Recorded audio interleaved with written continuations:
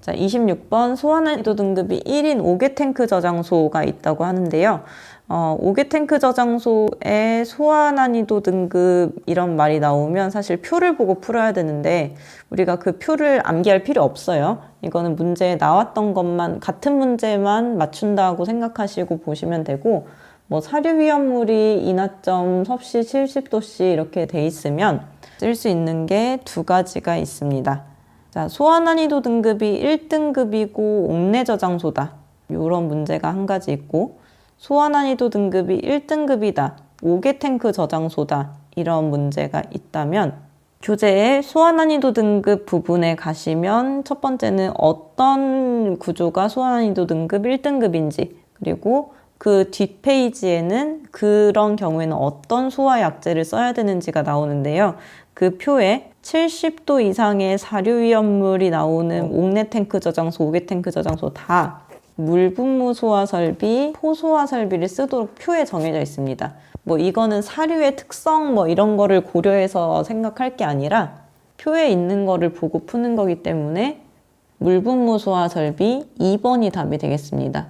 자, 우리가 공부했던 걸 가지고 생각을 하면 사료 위험물은 질식소화니까 이거 4개 다 되는 거 아니야? 이렇게 생각하실 수 있는데 이거는 그런 유형의 문제가 아니에요. 그래서 소화난이도 등급과 요 말 때문에 2번이 답이 된다. 물분무 아니면 포를 선택하셔야 되는 문제입니다.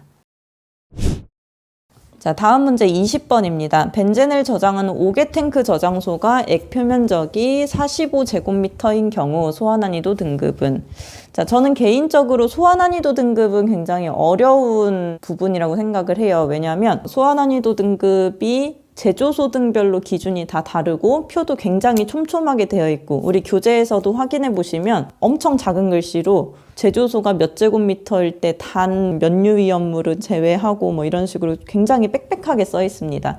자, 그래서 너무 이제 디테일한 문제는 저희가 맞추기는 어렵지만 그래도 소화난이도 등급에 대한 문제가 한 문제쯤은 만날 수 있으니까 설명을 드리자면 소화난이도 등급은 위험 등급처럼 1, 2, 3등급으로 나뉘게 됩니다.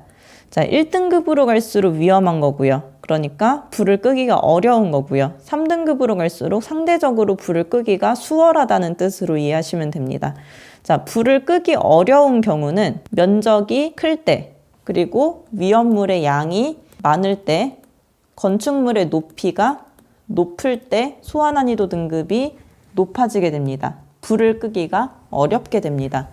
자, 그러면 소화난이도 1등급은 어떤 경우가 있냐? 자, 이건 따로 적고 한번 외워두세요. 자, 소화난이도 1등급은 넓이가 넓은 경우입니다. 제조소는 1000제곱미터인 경우가 소화난이도 등급 1등급이 되고요.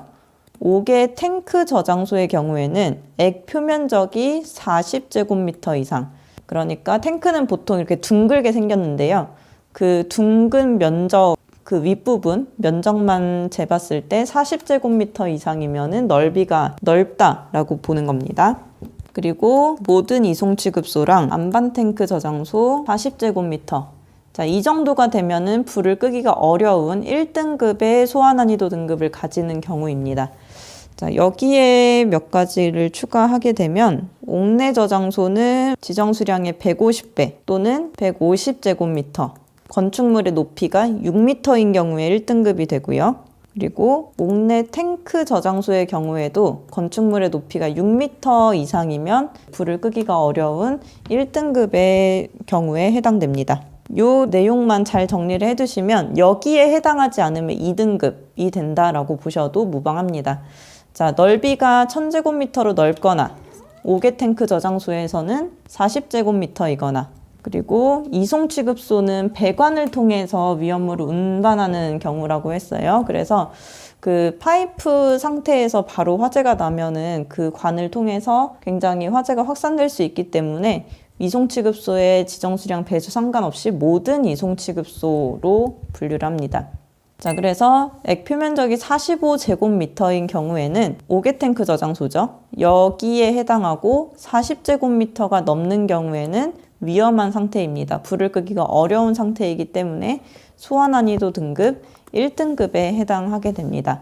앞으로 이런 문제가 종종 나올 거예요. 문제에서 소화 난이도 등급이라는 단어가 보이면 이 내용을 한번 생각을 해보시고 여기에 해당한다. 그럼 1등급이 될 거고요. 여기에 해당하지 않는다. 그러면 2등급 또는 3등급이 될 수도 있습니다. 자, 2등급, 3등급까지 잡기에는 시간이 부족할 수도 있기 때문에 1등급만 꼭 정리를 하고 넘어가도록 할게요. 자, 31번 소화 난이도 등급. 소화 난이도 등급에서 이 문제가 나오면 1등급은 넓이가 넓고 양이 많고 높이가 높고 이런 경우에 해당한다고 말씀드렸죠. 그래서 제조소의 경우에는 1000제곱미터일 때, 옥내 저장소에서는 150제곱미터 이상일 때, 외 탱크, 안반 탱크 이런 경우는 40제곱미터 이상일 때, 모든 이송 취급소 이런 식으로 소화 난이도 등급 1등급에 해당하는 제조소 등이 몇 제곱미터인지 지정 수량의 몇 배인지 이런 것들 쭉 정리를 해두시면 좋습니다. 그래서 소화 난이도 등급 1등급에 해당하는 제조소는 몇 제곱미터냐면 1000제곱미터 이상 1번이 답이 되겠습니다.